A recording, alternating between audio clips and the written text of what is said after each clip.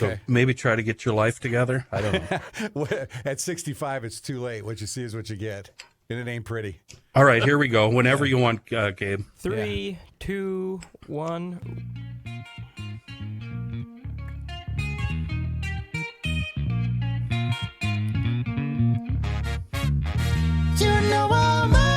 J. Cole's. Kenny, so many questions this morning with this guest you lined up. For your entertainment only, I am now going to play for you the sound of a deer, two deer, a buck and a doe making love. Are you ready?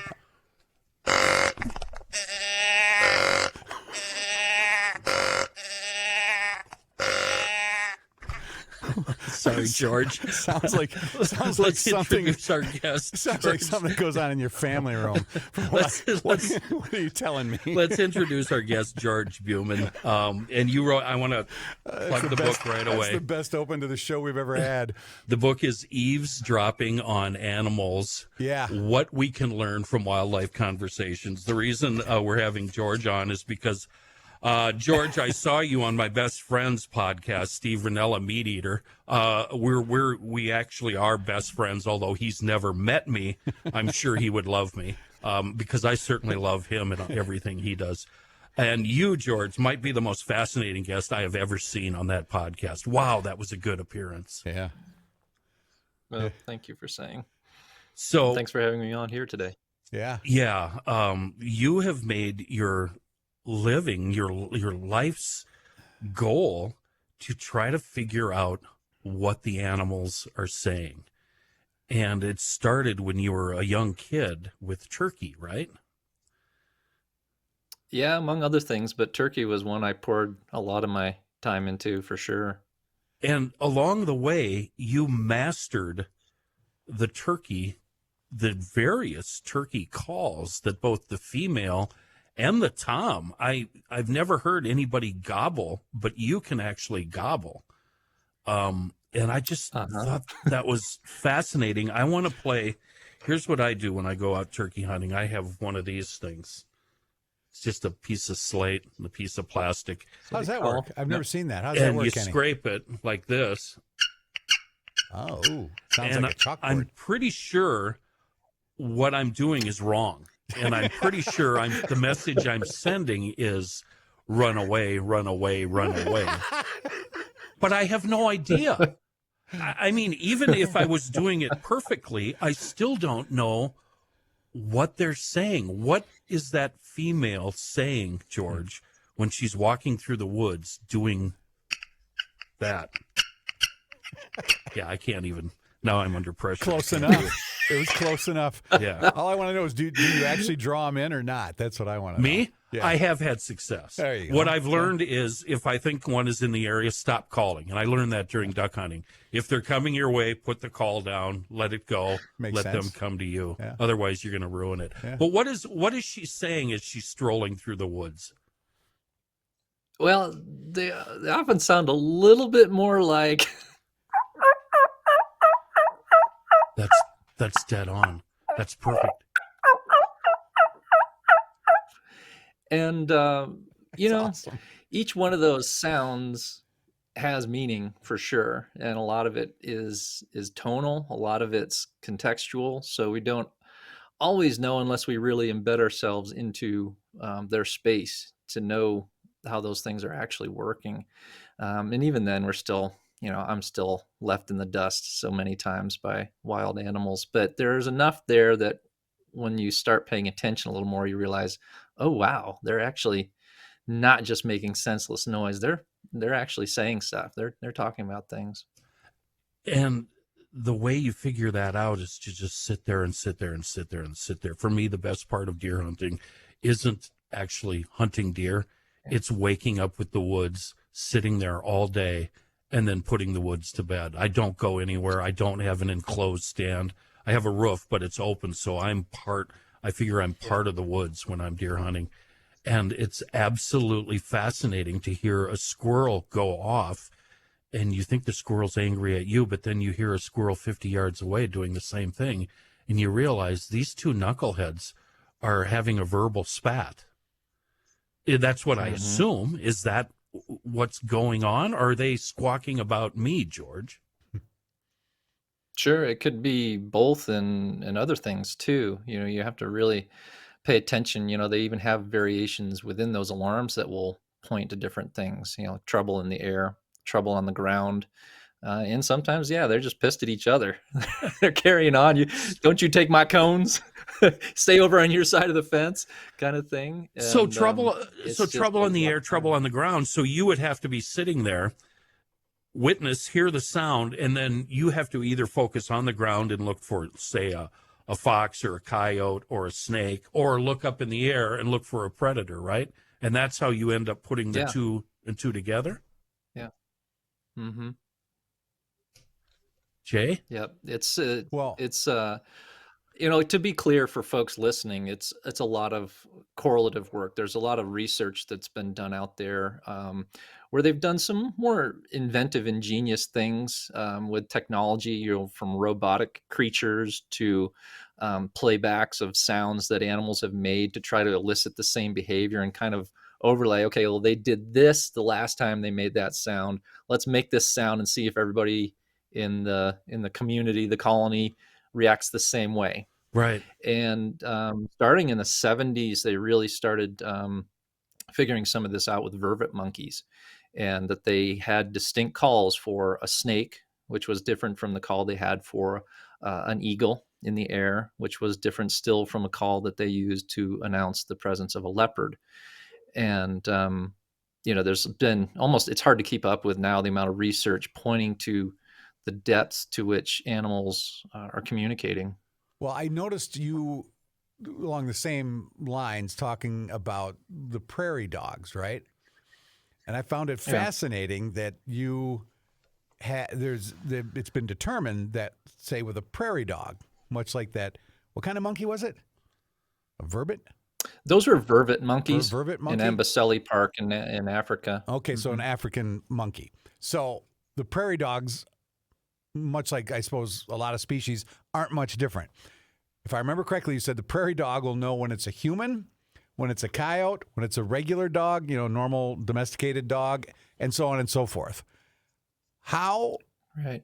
how do you decipher that? I mean, you're like a CIA decoder, picking up on different languages and decoding everything. How can you, is it that consistent so that every time they would see a domesticated dog, it would be the same? Every time they saw a coyote, it would be the same? Every time they saw whatever predator, if it was a human, each time it would change for that particular predator? Is that accurate? That's exactly right, Jay. Do they ever get it wrong? Can a prairie, you know what I mean? Like one prairie dog says to the other, or if that prairie dog doesn't like that prairie dog, I'm going to tell him it's a domesticated dog because I want the coyote to come get it. You see what I'm saying? Does it get that involved, or Oh, yeah. is that too highbrow? No, they definitely, when your life depends on it, let's put it this way, Yeah. you get it right. And those who don't get it right have long since died. Have And researchers there was found them one point where, have researchers found them to get it wrong at times? wrong is by our perspective, or point of view, is we don't know enough to fully dig into all these details. But there's a great example from that prairie dog work where Consul Bojkov, who is the lead on that project in Arizona, he and the field techs were out there and they're watching, and this prairie dog screams coyote, and they can clearly see Okay. that this is a dog. And as it comes closer and closer, it comes into the colony, it gets close enough they realize, oh, it is a coyote. So the prairie dogs got You it know, right. so the prairie dogs got it right, the people didn't, right? So there are definitely instances where, they obviously know the difference. If it's anything like my black lab, a domestic dog is nowhere near the threat of a coyote, who Correct. depends on its Yeah. wits and its speed and its senses and things to hunt. And so they react different. The cottontails react different around our dog. The bobcat that we've got in the neighborhood, it sees our dog, and you can almost swear you hear them laughing. It's like, there's Hobbs, the black lab. But He's nothing. if the fox comes through, the coyote comes through. So you can really easily see why the use of vocalizations saves everybody a lot of energy, but it also is communicating far beyond where any one individual might be at any one time. That's fascinating. And different animals, from what I understand each other. So when a squirrel starts yelling, the different critters of both land and the air understand what they're hearing, or they know that that's a warning, and they to themselves then they're on edge or they flee. So the other species will say, it doesn't even have to be a squirrel. It could be another animal would hear the squirrels and get what's going on. Is that what you're saying, Kenny? Yeah, absolutely. And that's remarkable. From what I understand, this is a skill that I'm sure early humans up through the mountain men into the early 1900s, this is a skill that human beings also had, right? Yeah, and still have, in certain places where it's still really darn important. A photographer friend has been able to, from years of observing and pairing things up, sounds and sights, that knows that there's an owl around, and not just any owl. He's been able to tell that there's a difference in what the red squirrel says when it's a great horned owl versus a great gray owl. The robin, the common American robin, has a different alarm call when it's a great gray owl versus a great horned owl. And so if we can pick that up, you can darn well bet sure all the other wild inhabitants in those places have figured that out too. There's a squirrel that in my yard out here, I live out in the edge of the prairie, and there's a squirrel that every time I come home, it's talking shit to me. And I think it's telling other animals about me. I'm pretty sure this squirrel has ruined it for me with all the other critters in the area. Could that be just me feeling paranoid, or could that actually be the case? No, it could very much be the case. One of the things you see is because the entire wild community is in on all this, and let's be clear, the only ones that aren't are us, humans. Yeah. Exactly.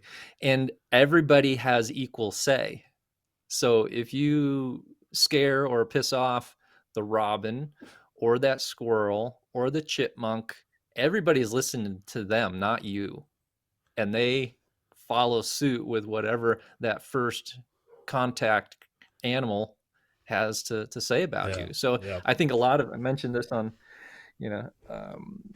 interview with Steve, was that, a lot of people who spent time in the woods have had that experience of walking a trail, whether they're hunting or hiking, and you come back down that trail and there's deer tracks on top of your tracks, or mountain lion tracks, or wolf tracks, or coyote tracks. One of the early lessons I've learned hunting. Yeah, I was a kid when I learned that one. Yeah.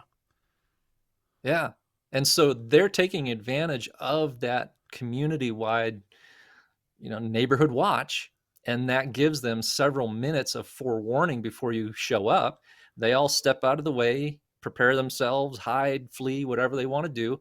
And after you pass through, they know it. They can detect it through the animal language, and they oftentimes go back and check out the trail where you were to see exactly who you were.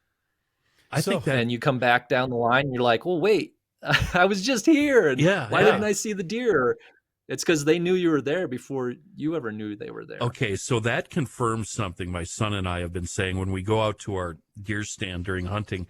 We're getting out there a good hour and a half or more before first light, because we figure it takes at least an hour we call it, for the woods to die down, for everything to forget about what they just witnessed. Even though I'm being very, very quiet and it's dark, I know to the animals I'm crashing through the woods and making a great disruption.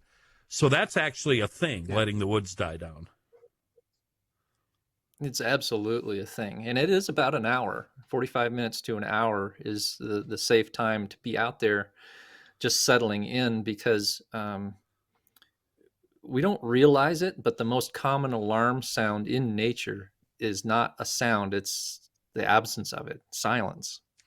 Yeah. So if you're getting out there before dawn, you're getting up before everybody's awake, and so there's nobody to yell at you or spread the word. and then you wait that time for everybody to wake up, and you're a part of the scenery. Whereas if you just walk into a place after dawn, a lot of people say, I go for a hike or jog, I bike and walk the dog. I never see anything. I know the Right. neighbors told me he's seen that Right. fox 5 times, Right. right?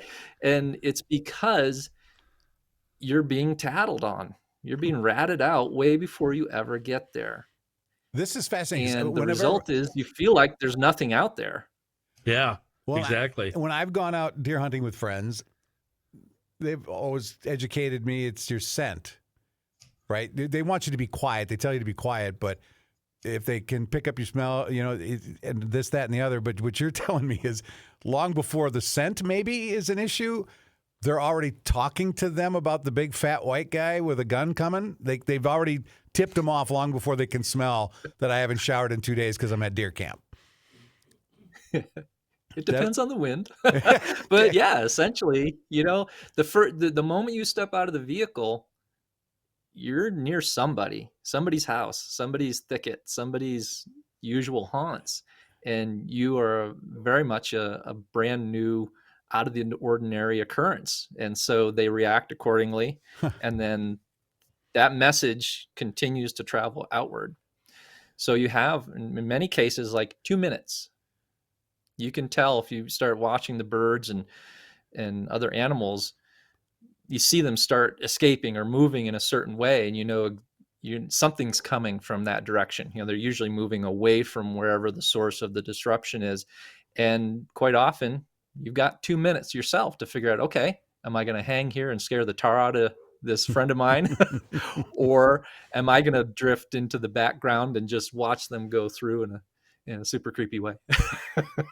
How long does it take to convince these deer that I'm their friend? And the reason I ask is because I get up at 4:30 in the morning. I leave the house at 5:30. It's dark out, but I can see deer sleeping in the farmyard. And I'm convinced that deer think that we can't see them in the dark because they'll stand up and then they'll just stand there and look at me. And I'll talk to them and I'll go, hi, good morning. How are you? I can see you, right?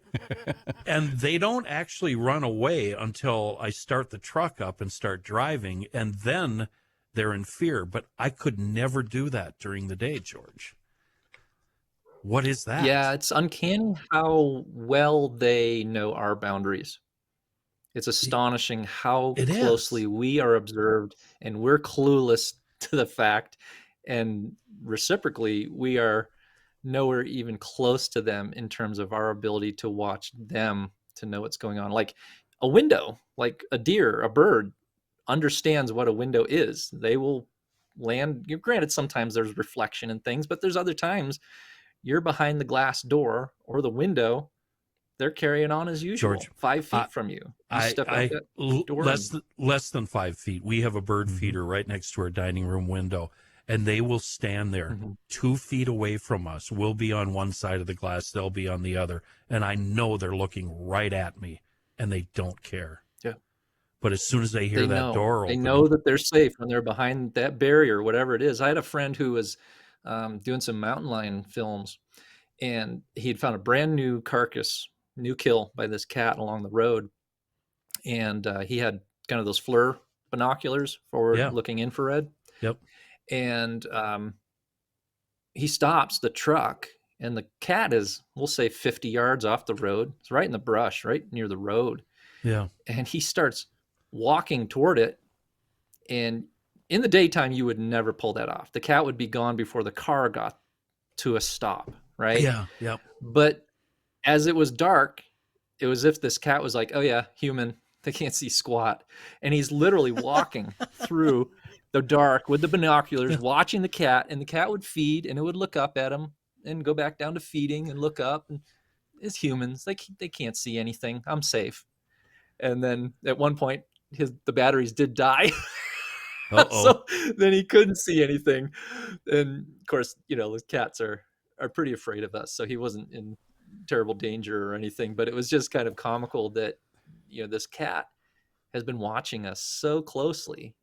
And I always tell people in the places with mountain lions, like, they see you way more than you ever see them. Absolutely. And you never know. So, but how is it then if you're behind the door, right, in the glass door, you're in your house, Yeah. and they know it, so they'll come up. I have the same thing like Kenny, bird feeders. If I go out on that deck with a cup of coffee and fire up a heater, and I sit quietly for 5-10 minutes, the birds are going, and this is daytime, obviously, birds are going crazy around my feeders, and often they can be 3-4 feet from me, and they don't seem bothered by my presence at all. What's the difference between why aren't they reacting the same way? Because I'm no longer behind that glass door. I'm right there in their feeding area, but they're all coming around, and I've got them all. The woodpeckers, the blue jays, all species are coming in, and fairly close to me. What's the difference between me sitting on my porch and being inside the house?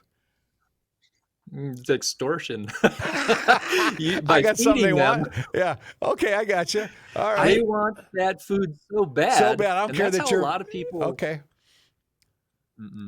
Yeah, that's the one thing we try. We do feed birds here, but we don't feed anything else. And when we do develop relationships with understanding with animals across the species divide, I really try to do it on trust alone, which takes a lot longer than handouts. They need that food so bad that they will do it many times against their own better interest.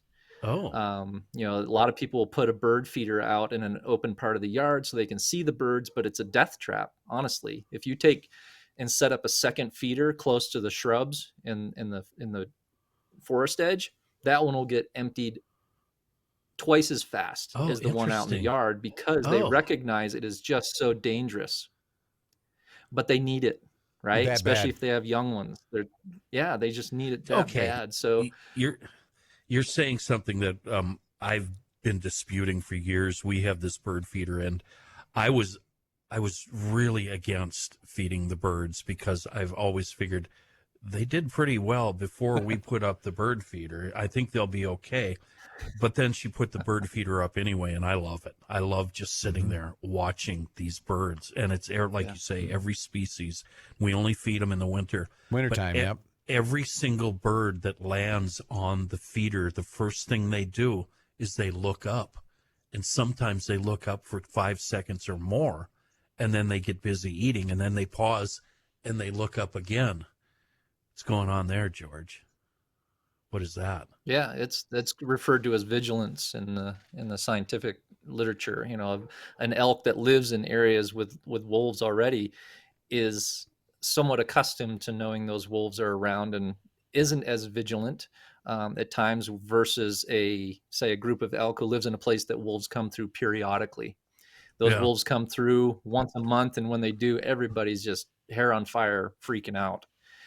And so that level of vigilance depends on those circumstances. And, for listeners out there, if you have a bird feeder, play with this, set up maybe that second feeder and set your timer on your phone or your watch and count how many times the birds look up in a certain period of time.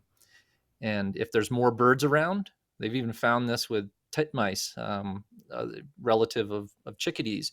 If there's more birds around, and in this case, Katie Sieving out of the University of Florida was finding it around fights. When one bird fought with another, if they had a big audience, they would go at it. It's like, think of kids on a playground. Really? They've got lookouts that are going to tell when the principal's coming, so they know to get the hell out of there. Or It's quit a the fight prison or what have yard you. fight. But if it's just them, if it's just those two that are fighting, they, in the back of their minds, are still hyper vigilant to the possibility that while they're distracted, that hawk comes in and is going to nail them. I've often heard, I lived out west where wildfires were prevalent in Utah. Oh, tell them where, because George, you live in Gardner, right? I'm in Gardner, Montana. Yeah. You know where that is, right, Jay? Yep. Mm-hmm. The North Gate? Yep, Yeah. sure do. That's beautiful. So where did you live, Jay? Salt Lake City, and then the last couple of years I actually moved up to Park City, which is right outside and right up in the mountains, and I commuted the 40 minutes down into Salt Lake City. But I enjoyed, I went everywhere in the woods, in the park. I mean, Utah's just beautiful, vast country, and maybe one of the most underrated states in terms of beauty too, with its diversity of the, from high desert to mountains and so on. But I remember, Kenny, and George being told during wildfire season that the sentinel of the forest could often be the blue jay, and that there are other species too that when there's fire or maybe bad weather like a tornado coming or high winds, maybe not tornado level, whatever the case might be, from fires to tornadoes, high winds, that the birds will communicate with the other animals to let them know it's time to hightail it out of here. Is that accurate, George, or is that just kind of made up and it's just folklore? It's entirely possible. I don't know in that circumstance, but we know for sure that it's not just us that they're talking about. You know, think about what we talk about. It covers the range of things. And, you know, I actually, right after the Meat Eater show went live, I got an email from a fella in Japan saying, years ago, my wife figured out that the crows make a sound specifically for the lead up to a rainstorm. And we know to go get the laundry off the line. Really? And they've been using this for years. They have the window open and the crows make this particular sound and they know go get the laundry. And in the scientific literature too, there's definitely a lot of well-documented stuff about weather changes, other natural events, you know, say nothing of predators or other creatures out and about. Because I'll notice in my yard, the birds die down just before the storm hits. They'll be hitting the feeder super hard, right? And the next thing I know, they're all gone, and it's real quiet, as they say, the quiet before the storm. And I often wondered if that's true, that they can sense bad weather, maybe a fire coming, because fire obviously would make a lot of noise too. And if they can warn each other and communicate that we're about to die, so let's get out of here. But so there must be some truth to that, just based on the little bit I've observed with just backyard birds, right? Yeah, I think you're on the right track, because when you really think of it, a lot of these creatures have superhuman powers, sensory abilities and capabilities that we have nothing even close to. So there's animals that can hear in the subsonic. You know, they can hear thunder, who knows, 20, 30 miles away. Wow.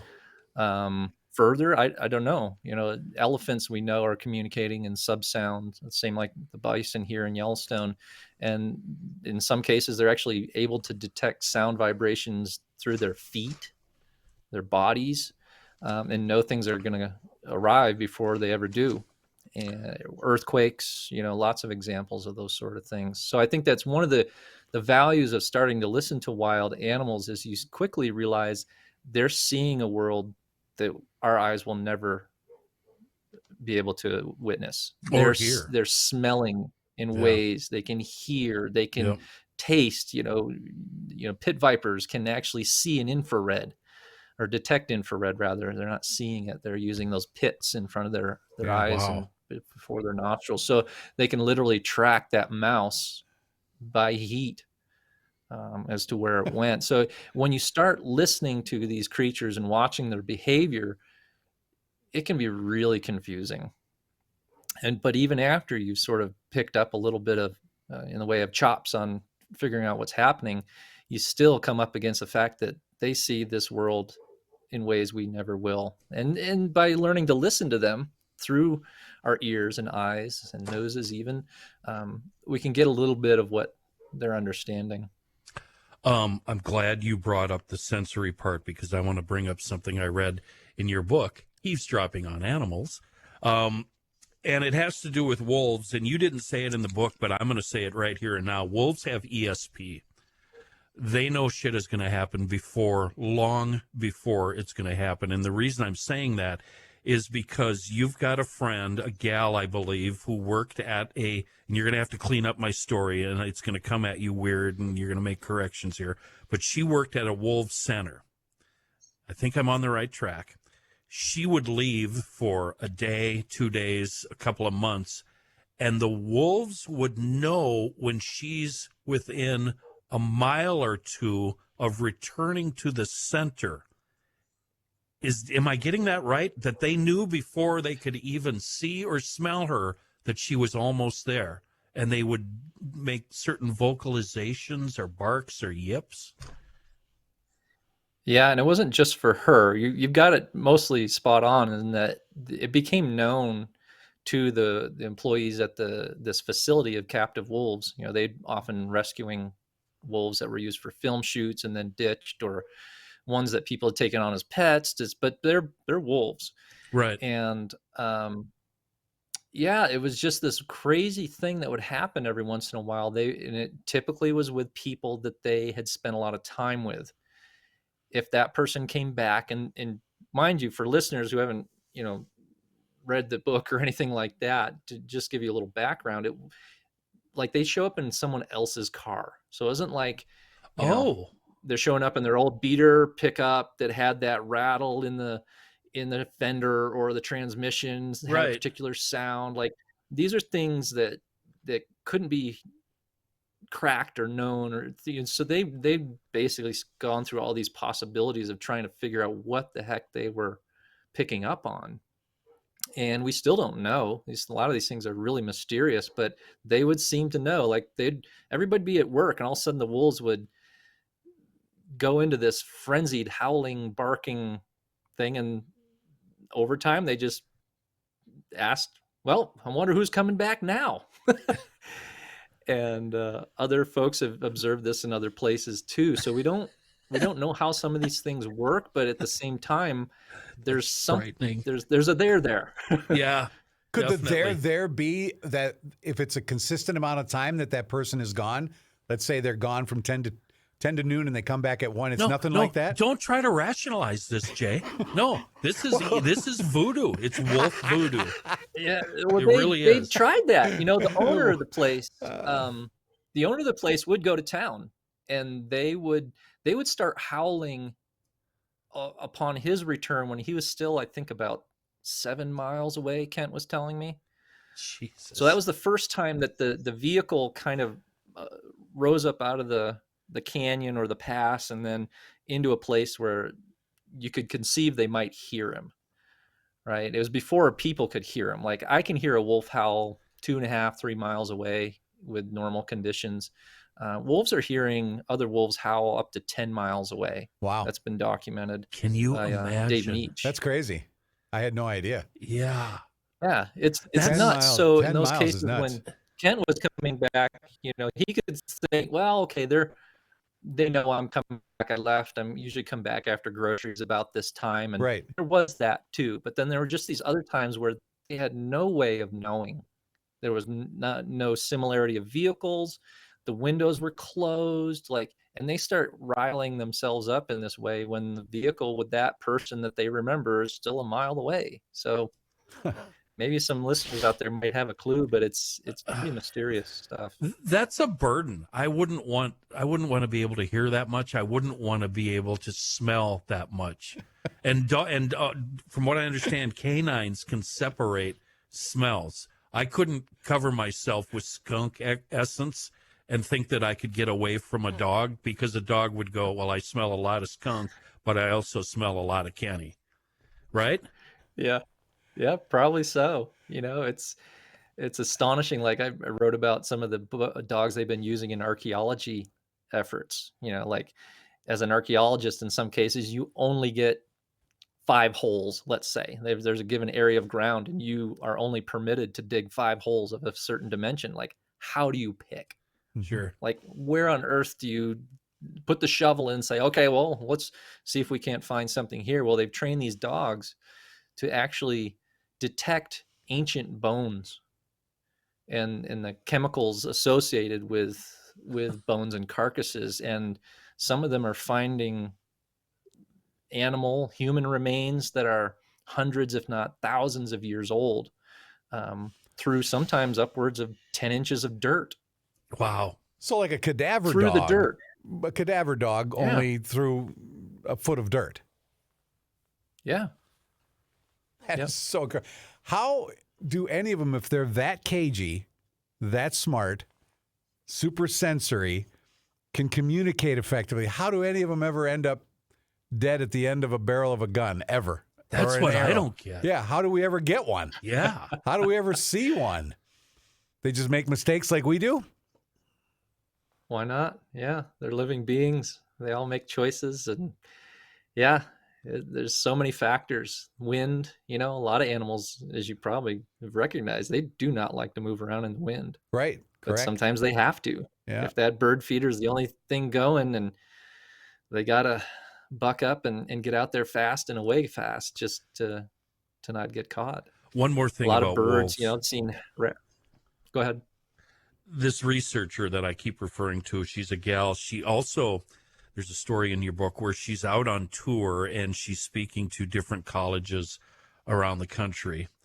And she has her favorite wolf with her, one that she knows well and that I'm assuming is semi tame. She had her mom and her sister and her stepdad out in the audience. And if I remember correctly, this wolf was able to find these three people, but it had never met them before. Is that right? Correct. How? Yep. That's what I'm talking about by voodoo. Yeah. How? How? Got to ask a wolf. They can smell relatedness of their own kind, and they were doing it with Shauna. They didn't react to her stepdad, but She's to not her blood. sister and her mom. Not blood. Yeah. Yeah. This is That's what fascinating. it seemed like. And it was repeated. This wasn't just like a one-off, oh wow, what a coincidence. Like Yeah. they structured this and did this again with one of the other gentlemen who was working with them when they went to, so that was in New York, I think, that event, or Vermont, and they did it again in Ohio. This same wolf found breast cancer in two different women on that trip, one who knew Wow. about it and one who was undiagnosed. And How- dogs how- have been trained to do this, but here's Okay. a wolf that was not trained at all for That's any of what I this, wanted to and ask yet you. they're still doing it. I've heard of animals doing that in hospital medical settings, right? But how would a wolf, an untrained wolf, would know to be able to find and detect breast cancer? Or we don't know because not enough research, or how does that even happen? No idea. That's crazy. It really is crazy, and it just, if that animal's capable of doing that, what else is it capable Yeah, of? right. Yeah. Or that animal over there. It really blows your mind when you start seeing how some of these things unfold in ways that, with our senses and our brains and our knowledge, it Mhm. just defies everything that we're exposed to. I've been working up to this portion of the show. I want to talk about crows because I think crows are not only the smartest being there is on the earth, they're also the dumbest. And I'll tell you why. But first, I want to talk to everybody about your vehicle needs, and everything you need for your car can be had at Schoonover Body Works and Auto Care. That includes all levels of body work, general repair, tires, accessories, oil changes, glass, including that new fancy glass with all the sensors and electronic stuff. There's no worries when you leave your vehicle at Schoonover's. You can rest easy knowing that it's going to come back with the work done efficiently and professionally. Every single employee there will treat your vehicle like their own. And if you have an insurance claim, don't worry about that adjuster of yours. There is not a better shop in Minnesota to handle those repairs. Schoonover isn't beholden to any one insurance company like so many other shops are. They're beholden to you, and they will handle your claim for you. They've been around for 80 years in the Metro. They know what's up. They're the official shop of both the Crabby Coffee Shop and Garage Logic. Schoonover Body Works and Auto Care, 1060 County Road in Shoreview, and on the web at schoonoverbodyworks.com. So, in your part of the world, George, ravens are a big deal. And you tell many stories, both on Steve's show and in the book, about ravens. And I'm assuming that a lot of what you say about ravens can also be said about crows. Is that true?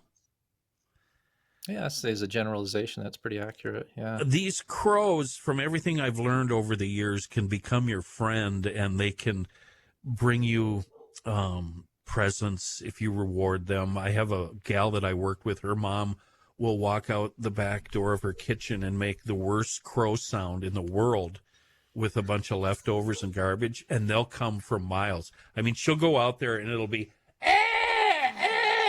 something really horrible, and all of a sudden her backyard is full of crows. Sounds like somebody I dated. So in my world, these crows are pretty smart, but they're not smart enough to take over the world, and I really think they could. I really think they could. Here's why, George. I want you to tell the story about the gal who is involved in netting a bunch of ravens. We talked about this a little before we started recording today. And she was walking on campus and came across a raven that she had met previously. Can you tell me the whole story so I don't screw any of it up? Yeah, sure, Kenny. Well, at the time we were working on I was volunteering for this raven study that just got going here in Yellowstone. And one of the hardest things you can possibly do in the line of studying ravens is catch them. They are so incredibly crafty. Like, we had this one net launcher out behind a car and a pullout in the park, and we were trying to catch this one raven. And, most animals will look at a vehicle and just keep walking or keep flying. Ravens look into the car. Yes. And we're sitting there with this trap set and a dead squirrel laying on the pavement, trying to entice this bird in. And this bird did a couple passes where it just flew parallel to the vehicle and looked in at us like, you aren't going hiking. I can see you guys. That's what people usually do here. What the hell are you doing still sitting in the car? Busted. And it landed about 100 yards away, sat on a hill, and just looked at us for the whole time. We had to just can it. Yeah, he was close going to up, wait you out, move wasn't on. he? He was Totally going to did. wait It you did. out. You know what I do? So And I said to these researchers, I Yeah. said, my neighbor is a hunting guide, and they've got a bone pile. They have sheep, the sheep die, or they finish cutting up an elk or deer, and they throw the Yeah. bones over the fence Yeah. in this one spot. They've Yeah. been coming there for generations. Let's set the trap there. Yeah. And we caught a couple there initially, but it's really rare to catch even just a couple at a pass. Well, it had snowed the morning we had set this trap up before dawn, and it was still snowing into dawn, but the trap was in place. There were some scraps from some butchers in the area that were doing game processing, and we had it set. It was a banquet of banquets, and we had this remote release to trigger the trap when it was ready. And we waited and we waited, and we fired that trap, and we caught 23 in one instance. Criminy. Needless to say, we were overloaded with ravens. It looked like it was a net launcher. So you can picture this Right. kind of a big fishing net, like a big Yeah. seine thrown out over 20, almost 24 ravens that look like black burnt popcorn, bouncing underneath this net. So we scramble out there. We go flying out there on the UTV, and two got away. Two got out from under the edge of the net, took off. But then we still had almost 24. And I called my wife on the phone. They had a couple cat carriers to put the ravens in, and a couple pillowcases, if we ran out of cat carriers. I called my wife. I said, bring every pillowcase in the house right now over to the pasture because we got more ravens than we know what to do with. And quickly realized also, how are we going to process all these, put leg bands on them, do all the measurements, get the transmitters on them, and release them before it's dark? Like that's how many we had and how much time it would take. So we called up our friend. We're like, are you available? She's a former vet tech. Like, get up here right now if you're free, please. We've got too many ravens. And so literally, it was comical. We used the neighbor's garage, and we're going through measuring these birds, letting them go as we do. And there's a couple of them in pillowcases that were hopping around the garage. Most of them would just kind of stay still in the dark, but then there was a couple that looked like a mauve, little ghost jumping around. Yeah. The garage. Never give up. Yeah. It wasn't going to give up, but in that way, their vision's blocked. So if they're in the cat carriers, if they're in these bags, they can't see anything, but they can hear. And knowing of John Marsliff's study, and John was a part of this study with his crow work on the University of Washington campus, where they found that they recognize our faces and they remember us over not just years, but possibly decades if they live that long. It's only bounded by how long the crow lives. So I wore clothes I never wore shoes I never wore. I wore a hat I didn't normally wear, and it was before COVID even, but I still put on a handkerchief over my face like a bank robber, Right. and I didn't talk. Right? These were my neighbors. I didn't want to be pissing them off. Right. Yeah. But this gal who pinch hit for us, she came in and she had all kind of, understandably, lots of questions, wanting to know about the birds, ecology, behavior, why we're doing what we're doing. And she's, And you're all just going, talking along. mm, Well, not everybody talking, else, not gonna say I anything. asked them later. I wear this kerchief all the Even time. the researchers, the fellow researchers, they didn't, big deal. It wasn't a big deal. They aren't living here, so they didn't Right. get the brunt of any Right. Yeah. ill will from the ravens. Well, as it turns out, even when we do measurements, you still kind of keep them covered. And we let them go. And it was a solid 2 weeks later. This gal was in town in Gardner. So fully, I'd say 2 miles from the release site, capture and release site. And she went into the local cafe. She got a coffee and a scone, and she walks out into the street to go back to her apartment, which was like 2 blocks away. Yeah. And this raven flies down and lands right in front of her, as they often do. Like, hey there, I see you got something. Yeah. What you want to give me some? Yeah. I'm hungry. And she noticed it had leg bands and a transmitter on. And she said to it just out loud, like you might to your deer or squirrel, she's like, oh, what do you think you're doing?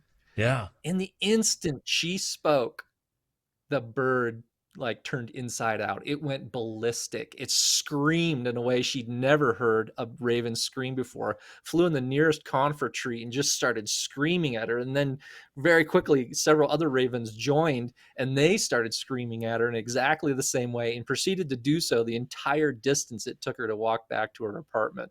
Wow. So the lesson there was the birds could not see her and remember her face, but it very much seemed like they actually remembered her voice, not unlike somebody who's probably gagged and a bag put over their head and thrown in the trunk of a car. You remember the voice of the guys who were driving, right? Right. Yeah, absolutely. And that's what it seemed like. So they all ganged up together to shame the kidnapper.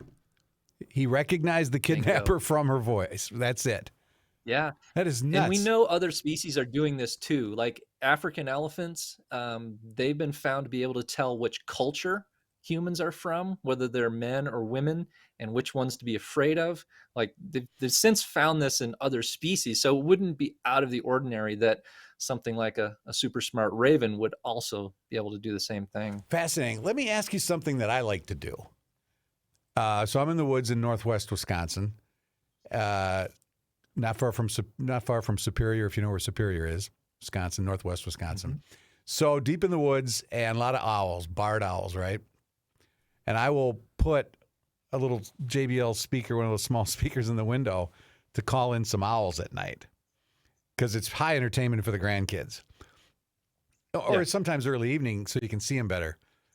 And within 5 to 10 minutes, I've got 3 or 4 in a tree, no more than 5 yards, 10 yards max from my house. And they all perch at the window where the speaker is and start losing their minds. And it's high entertainment. Yeah. And I'm often wondering, are they yelling at me? Yeah, because they can son of a bitch. Come on out and let's fight. What are you doing hiding in the house? Yeah. Because they look angry and they stay there, Kenny, for a long time. Oh, you are going to get in trouble. Oh my God. I can't believe you would mess with them like that. They'll rip your eyeball right out of your head.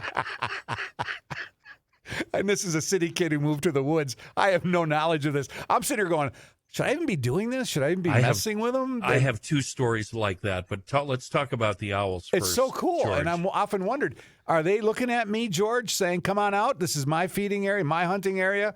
If you're here, let's duke it out. Is that what's going on? Or I don't even know why they're there and why they seem so angry, but they do. Yeah. Yeah, it's hard. If we can't interview the owl, how do we know? We can't really know for sure. But we do know that they, and I say they, birds in general, a meadowlark, they know their neighbors and they know them from year to year. So you insert a new bird by way of, in this case, an electronic playback. They know the voices of those other local birds and who is not a regular local bird. And So probably this that's is an why they go outsider. ballistic, is this is an outside intruder. And they're probably just as confused about that as we are about how those wolves could know somebody was Right. coming without any forewarning. Like we all So- have our blind spots and we all have our superpowers. So when the 3 or 4 owls, and it's usually 3 or 4, it's not usually one. I get 3 or 4 at a time. Those might be the same 3 or 4 who are all neighbors. And as neighbors, they said, hey, let's go check out the clown next door now. We don't know who he is, but we're going to go find out. And they all kind of agree together. Am I on the right path here? They've talked to each other and I don't said, know if they let's go over to that Cole's coordinate house and per find out what's se, going but- on. Yeah, I would say it's probably more it might just be that Curious? they're coming together out of a mutual interest of rooting out the outsider. And they just happen to come into contact with each other and, hey, Steve, oh, you're here to go get this guy? Yeah, Ralph, I Check heard this him too. guy out. I came right over. That's funny because So- I love it and the grandkids love it. It's entertaining. Yeah, it's really cool, but I don't do it so much. Like the animal sounds I make, which I'm known for in a lot of circles, I don't do outside. And I don't do playbacks generally, unless it's like exactly what you're doing. It's like to show the kids, like open them up to the natural world, or That was someone who's it, yeah. totally new to it, because it really costs them. It costs them the energy and puts them into dangerous positions, sort of like that bird feeder out in the open. I've been with birders who do this sound called pishing. It mimics an alarm call, psh, psh, psh, psh, psh. And it's a great way to get a bird to come up out of the shrubs and look around and see what the trouble is. And you, by virtue of that, get a look at exactly what kind of sparrow that is, right? But I've been with people when someone did that and a hawk swoops in and kills the bird right in front of you, that you Criminy. just called into Sorry, view. kids. Yeah, sorry. And that Yep. would have been my luck, that one of Whoop. these owls would have killed something right in front of my Yeah. 2 granddaughters. So it's okay if you just do it on occasion. No, No, don't not- try Yeah, to. it's Don't. really. Kenny, It's no. not okay. Don't do that. Here's the I lesson I wouldn't learned. do it too much, but if it's every once in a while, probably won't hurt that much. Generally, of course, you do that, and then words will come back on me. But I don't do it like I don't outside Yellowstone. I don't howl to the wolves, even if it's legal. You can't do that inside the park. But I don't do it because in most cases, I want to know what they know, and I want to learn what they have to teach. And once you inject yourself into that, you completely change the dynamic to being focused on you So in some I have way. one of these. You probably recognize what this is, just a handheld electric animal collar. And I used to do what Jay was doing with the coyotes. So if I would hear a coyote at night, I'd go outside and I'd hit the coyote thing. And then every coyote within ear reach, I mean, a couple of miles, and all the dogs on all the farms would start howling and barking, and it was great fun. And I didn't think much of it because I don't know what kind of call I'm sending them. Am I saying, come on over, I've tapped a keg, or am I saying, run for your life, there's a wolf here? I have no idea what I'm saying. But I wanted to tell you about something I did, George, with this call. I was out in a deer stand on the edge of a field. I was hunting coyote, and I brought this out, and there's many different sounds on there, like a wounded rabbit or a mouse or whatever. A crow flies over. So I switch it to crow, and I give it this. And within 30 seconds, I was being circled by 30 crows. I have no idea where they came from, but they were all circling the deer stand, and they were not happy. And so I turned it off, and I kind of hid, kind of got down and hid. And there were no repercussions from that. And I've always been worried that they would see my truck, and they would know my truck, and they would see where I live, and they'd come back. But the thing with crows, they have so many distinct different calls, and with ravens, that they actually, if they see a wolf, they'll make a certain call, correct? Or a coyote, or a snake, or a grizz. Yes or no? I don't know about wolves, coyotes, or possibly snakes, And they may. I've figured out a certain level of things, but we just don't know how deep some of this stuff goes. But yes, some of the communication these birds are doing is exactly at that level of specificity. And they How do I get remember. They how do I remember. get them on my side? I want an army of crow, a murder of crow that will be on my side and help me defend my homestead. Feed them? Well, you have to appeal to what is important to them. Well, Kenny's not going to do actually, that. it's funny. I'll tell you. That's a lot Let me of tell you a ambition. story that I'll tell you a story of the reverse, and maybe it'll help inspire some of your efforts. I don't, and I can't remember if it made it in the book because we cut a bunch of chapters. But a friend of mine is a falconer, right? Sure. He has at the time he had goshawks, or a goshawk, and he was living in Colorado on campus, and needed to fly his bird, needed to train his bird, practice his bird, exercise it. But the best thing he had to practice and fly the bird on were crows. So they figured they would take advantage of the element of surprise by driving up, or not even stopping, but driving by. There's this one, I think it was a churchyard where the crows always hung out. And they drive by, and let's say it was a Datsun. And his buddy is at the wheel. He's sitting in the passenger seat. He rolls down the window and throws the goshawk out, and boom, it nails a crow, right? Oh. 1, 2, certainly by the third or fourth time, those birds, those crows are taking off as soon as they see that car, and they are screaming in that way your call just depicted. That's an agitated, pissed off, excited crow. Yeah. And so he would have to start borrowing cars and trucks from his friends. Oh, he's pushing his luck.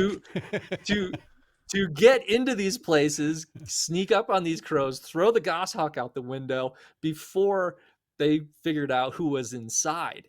And he was telling me stories of how he'd drive to the grocery store, and he'd have this cloud of angry crows just following him, and he stops, and they're in the parking lot, and people walking out of the store looking up the birds and looking down at him like, what the hell did you just do? What's your deal, bastard? I would scare the crap out of me. I feel bad for his friends who lent him cars, right? They have no idea what's going on. I'm just driving on the road, and there's crows all over my car. I had no idea what I was in for. Set all of his friends up for a raven attack. Hey, George. There's out there on the internet, if you Googled it, there's examples of people who've trained crows in exchange for peanuts or some other treat to pick up change, or cigarette butts, or attack people with certain colored hats on, and that kind of thing. So it's possible. Some of those things have taken a fair bit of time and creativity to train them. But it's pretty funny when you see those intelligences at work, especially for what they evolve for. Ravens have a specific call for meat, like when they find a carcass, when they find, leftover scraps of steak in the garbage, or they have a call for that. They have a call for golden eagles. They have a call for when they're chasing another raven out of their territory. Like it's so specific in some cases. And in other cases, it's very general. It operates on more of a tonal level and rapidity and speed and pitch. So like us, you get excited or you're angry, you change your tone, you speak faster or slower. My mom was famous for when we kids were in trouble, she'd say, "Come here right now." Right. Like she go the opposite way, and you really knew you were in trouble when she started talking really quiet. George and really Jefferson slowly. Bumann, get in here now. Every mom had a different call for a different level of anger. We get totally. Yep. And that's why in a colony of thousands of sea lions or penguins, these moms and dads can find their kid, or the kids can find them through all that cacophony. It's just astounding.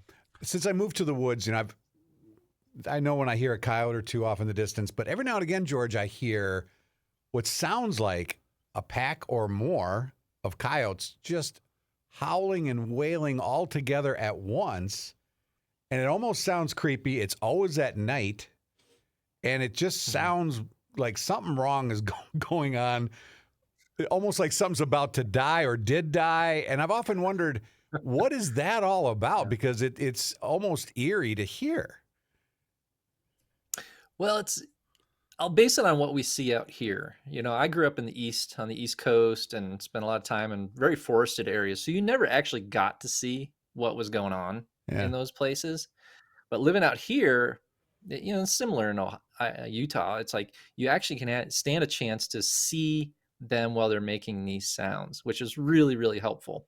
It might only happen 1 out of a dozen times, but over a year, 5 years, 10 years, 20 years, 40 years, you kind of build up a library of, okay, when they were making this sound, this is what was going on. And quite often I'll get this question, and it's most often that wolves and coyotes are howling during shifts in behavior, right? So they are bedded down and they go hunting. They'll howl kind of as a group high five, let's go, we're all ready, hey, we're getting active, and then take off. They've been hunting, they've fed, and they're laying down. They'll kind of have a high five rally before they actually lay down. Things like that. And certainly at dawn and dusk or during activity periods, they will also be triggered, whether it's that call, whether it's the siren on an ambulance. They're going to respond to let the neighbors know, hey, yeah, we're still here. Yeah, we're still here too. Those guys are still there over there. Everything's copacetic. Okay. Because if you don't hear the neighbors to the west, you're like, oh, maybe something happened to them and we can take that turf, right? You really have, it's almost like an acoustic territory, no trespassing sign. But in often cases, I'm guessing in your area, those coyotes are probably hunted at some level, which with a lot of animals they go nocturnal. So that's when most of their activity is. And hence when you hear most of them howling. And you got to keep in mind, it goes back to those superpowers. Those animals have what's known as a tapetum lucidum. It gives the eye shine in the headlights, whether it's deer, coyotes, mink, a lot of creatures. Owls have this reflective layer that effectively gives them twice the exposure to the photons coming into their eyeballs. So what looks to us as dark night, impenetrable inkiness, they're probably seeing in some cases, some just slightly altered version of what we might call dusk or even daylight if the moon's out. So they're not inhibited by light and dark in the way we are, and carrying on their usual lifestyle in the dark if they need to. So when they're hunting, a lot of people think that call when they go bananas is when they're hunting.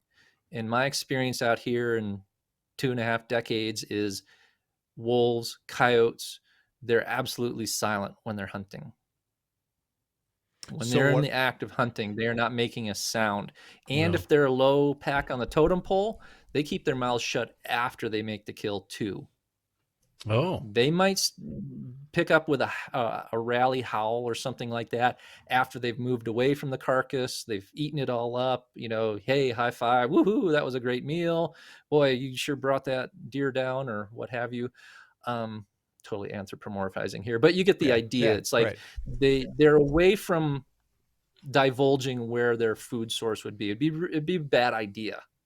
We've had these occurrences where territorial ravens will not say a thing when they have a big food bounty in their territory.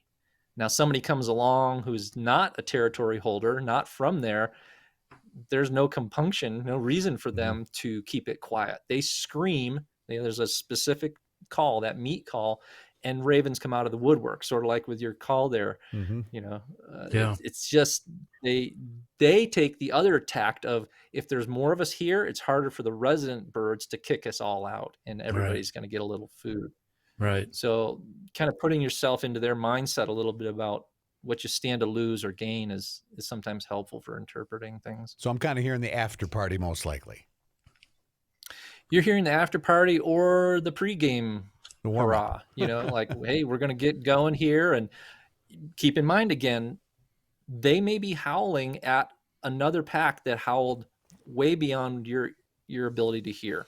All right. And we've literally watched this happen in Yellowstone. We have a group of friends with radios, two-way radios there, and they're 6 miles away down the valley. And we're watching a pack, and it's howling in the direction of a pack that those folks are watching 6 miles away. And we can't hear a thing. All we see is those wolves are all standing close together, ears facing forward, listening intently, and all of a sudden they lift their heads and howl. At the same time, we're basically on the radio saying, okay, our wolves are just starting to howl now. Okay, the wolves we're watching 6 miles away are now listening in the direction of those wolves. They also cannot hear a single thing aside from seeing the change in behavior in those wolves. So keep in mind, the neighborhood communication system could be at work in ways that you're just not hearing. They're being triggered by something outside of their own turf. That's cool. Do you suppose, George, a wolf from Yellowstone would understand a wolf from northern Minnesota? Is the language the I think same? so. I for the important things, it seems like a lot of species, those calls are pretty uniform. Not to beat the raven thing to death, but like the call for territory, the call for meat, the call for get out of my turf, those are very similar whether you're listening in Austria, Denali National Park in Alaska, British Columbia, Vancouver, Utah, Montana. Those tend to be very similar. Now, that said, a lot of species actually do have what we can call regional dialects or even accents. Like when I go to Maine or Virginia or California, those ravens sound so different than the ones here at home. And they're saying really? stuff I have no clue. Oh, absolutely. And Baron Heinrich, I interviewed him for the book, and he's one of the world's authorities on ravens. And he's like, oh yeah, I noticed that too.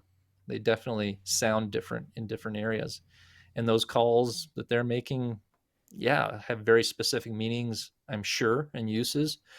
But like the fellow who did the prairie dog work, he took recordings of those prairie dogs in Arizona and played them for different species of prairie dogs, or even the same species in different states. Yeah. And aside from a few vocalizations, they didn't react at all.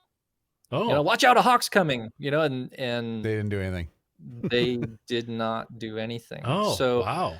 Language barriers. they do have these, for lack of a better term, culture of language, of agreed upon meaning and context for these situations that matter to them. And when you take it out of context and dish it up to somebody who's never been exposed to it, it's kind of like us. You take someone who's never driven a car before.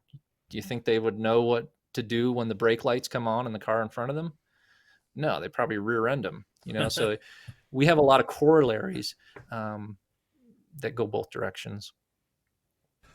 Well, wow, I've been Fascinating. waiting for this interview for a long time. I've watched The Meat Eater 1 3 times, and I've read your book twice. Yeah. You could tell he was into it. Yeah. Well, And I thank could you. talk to you all day, George. Yeah. So fascinating. It is. Yeah, and I've grown up duck hunting and listening to the guys around me with their calls. And even the guys that are really good at duck hunt at calling, I think they're too good. And I know you came across this with people with turkey calling. But my dad, for instance, really, really, really good with the duck call. And I don't think I've ever seen him call a duck in. You know what I mean? He's too good. He's too I mean, good. he's really, really good at it. He's And so he doesn't- good. The ducks are like, that's fake. I think so. Could that be it? It sounds like that's what it is. Yeah. It's a funny thing, and you're right. I ran into this with turkey calling, where I went to my first and only turkey calling contest. And, there's a group of 4 or 5 guys sitting behind a curtain telling you whether you sound like a turkey or not. Yeah. And what we as humans coming into this with an idea of what sounds right, in all likelihood, is pretty damn far off from what a duck or a turkey would actually say is right. A, turkeys haven't been asked to judge them. B, Yeah, that's no good. To me, that sounds wonderful. But if you're saying You gotta, it's no you gotta angle the top of the striker, a little more away from you. away from me, Yeah, that's no The good. top of the striker but away. if you say it's no good, I think that means it's good. Well, you said you've called him in with it could. before, right? Yeah. See, that's the thing is these turkeys weren't asked to be in these calling contests. The ducks aren't asked, and they probably wouldn't win. Right. They would Right. not win. Right. And so our criteria are based on what? I don't Based know. upon maybe Leonard. No, I don't think it was. It wasn't Len Rue. That's funny. But these recordings, here's the yelp of a hen wild turkey. Right. Like here is the cluck. And these categories, when you Here's the start cluck. really spending time around these animals, you realize these categories are so artificial. Yeah. Oh. They're Totally. so artificial. They are human ideas, and they are not derived from the animals. So it's like, yeah, I don't know what it is about my hen yelp. I've never had great success calling in gobblers with just my voice. I have to go to a diaphragm call or a box call or slate call, really? and they pipe right up. I don't know if there's frequencies missing. I don't know what it is, but it is not right. Huh. What about your So gobble? Idea what that What- is. What about your gobble? Your gobble's pretty damn good. Maybe too good. Maybe too It's good. all right. I don't know if it's too good, but Give I'll me at a least give me a shot of your viewers gobble. an answer. Let's have a hit Let of me the hear it. gobble. Sure. So the hen calls out. That's good. How in the That is so good. It was like the stupid human tricks on Letterman, right? Jay, try it. Try it. Make I these can't even- calls. Do it again, George. I got to see what you're doing with your tongue. I'm no good at any of that. I got to see what you're doing with your tongue, George. Do it again. Yeah. Well, I've got a voice actor friend who swears up and down I have a very special uvula. I don't know. Wow. Your what It's hurts? the Yeah. little dangly in the back thing of in the the throat. back. Okay. Yeah. He's like, you that, yeah. I'm sure that's got to be part of the trick. So what happens? It's so embarrassing to do that the only place I can do that Oh, is in my God. truck when I'm driving around. I wouldn't even attempt it anymore. And now Kenny. you've done it for the world. But what does that mean? I don't understand what does a gobble mean? Get over here so I can kick your ass, or does it mean I'm really horny and let's hook up and come, meet me at 2 a.m. at my? What does the gobble mean? I would say think of it like a song. Think of it like a warbler's song. Think of it like a sparrow's song. Yeah, it's probably serving multiple purposes. It's keeping the other guys at bay. Look, I'm here. I'm the big cheese. Swagger. It's Yep. advertising to the Yep. girls. Yep. That sort of thing. It runs the gamut That's awesome. in terms of exactly how they sound, but they're gonna know their neighbors. Same Yeah. deal. And they establish their pecking order literally before the mating season comes on. So if they know they hear Fred gobbling over there, that they had to either be real sneaky when they go in to check out the girls, or they go in with some buddies to overwhelm him. So he's No, when Kenny. I'm doing it, they're going, listen to this jackass over the hill. What is that? What is he doing? Is he over there dying? Based on our gobbles, Kenny. Based on our gobbles. No wonder we never got laid. Okay. Worst gobbles ever. The book is Eavesdropping on That's Animals fantastic. by George Bumann. So buy the book, and then if you have a chance, and if you want to hear more of this, check out Meat Eater podcast you were on with my best friend Stephen Ranella a few weeks ago, and it was a really good interview. It was. George, thank you so much Yeah, for George, joining that was us. fun. Really appreciate it. glad we got some laughs in. Yeah, Yeah. you have to a little And bit I with would that say to stuff. folks that are listening, whether you buy the book or not, just go outside right after you That's- listen. And that's- just I stand wanted on the to porch, bring- the patio. Yeah. I wanted to And bring if that you- up with you. If I can say anything, if you start to figure out what is quote unquote normal for your place, that's where the door opens. Literally, sometimes, not just metaphorically, the door opening.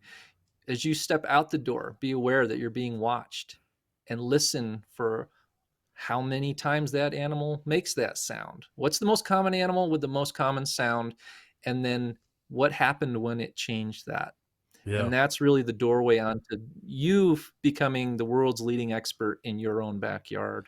Yep. And I can't tell you how much, all of us live at an address, but very few of us live in and of the place that we call home. Mm-hmm. And Yeah, to me, well this is said. one of the most beautiful, accessible ways for you to start listening to your real neighbors, the wild neighbors, and they can show you things you never imagined were going on in your neighborhood.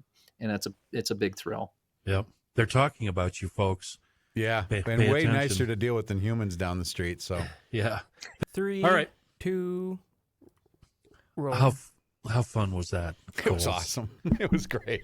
Yeah. And it was a nice break from all the other stuff that's going on. We joked a lot, but in all honesty, I learned some things too that I did not know, which I love, right? And the way he lays it out, he's got that kind of country folk style, that old laid back rocking porch storyteller. It's good stuff. Yeah. It's one thing we didn't get to. He grew up hunting, fishing, trapping, doing all of the outdoor stuff. Mm-hmm. And now, because of how familiar he is, and I guess I'm putting words in his mouth and I shouldn't be, he no longer hunts. Really? Yeah, and he has a good reason for it. Because I think my perception is that he's just so familiar with these animals that he can't get himself to do it anymore. So he's become. And I certainly don't blame him. He's not anti-hunting by any measure, No, it's as you fine. can tell. Yeah. Whatever your reason is to hunt or not hunt is fine. I don't care. Yeah. But so what's interesting is you're telling me he had a little bit of a connection to them Yeah. beyond Yeah. the norm. And that's when it started, when he was a kid, with the turkeys and all the calls and whatnot.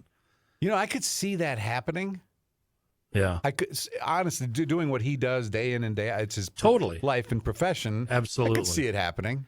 And he lives in one of the coolest Oh, yeah. towns in the country, He does. Gardner, Yep. which is at the North Gate. The North only Gate. thing, and I wanted to ask him about this too, I've been through Gardner so many times. I bet the tourism would get me down in the summer. Yep. Just like Because any place. what I've learned about Yellowstone is in the summer, get up at 3 a.m, Yeah. get in there while it's still dark, and get out of there by 10 a.m. Because Yes. after 10 a.m., it's like going to Disney World. It's a madhouse. When I had the luxury of living in Salt Lake and all that stuff was a drive away, Yeah. a day's drive away, Yeah. Yellowstone, all of it. We're the same way. We would avoid the high peak tourist times to go up there. Yep. I had to cover it for the wildfires. That was different. But when I went there to just visit and have fun, like you, I quickly learned from the locals and the people that had grown up out there when to stay away because it was just gobs of people, which, it's too bad on one hand, but on the other hand, we're lucky to have it. It's really cool, right? It seems like a lot of the people that are there have also, like Such said, have lost touch with nature. Yes. And they'll try to get a selfie with a grizzly bear or a Yes. bison. And it's like, oh my God, you're so stupid. And You're so going to get mauled. It's so true, Kenny. That is so true. And it was happening way back when I was there in the 80s. That was starting to happen. Yeah. And yeah, that's so true. And then just out west there in general, Whitefish, Montana, all of it. So much of the people from all other parts of the country buying up the land. Yeah. It's just, it's like anything else, right, Ken? It just, Yep. as we get old, we like it the old way. Yeah, no kidding. But I know you know how much I love deer hunting. Yeah, yeah. And it's not It ain't the hunt. It's not for pulling the trigger. Right? No, I know. It's an excuse to be out there. Mm-hmm.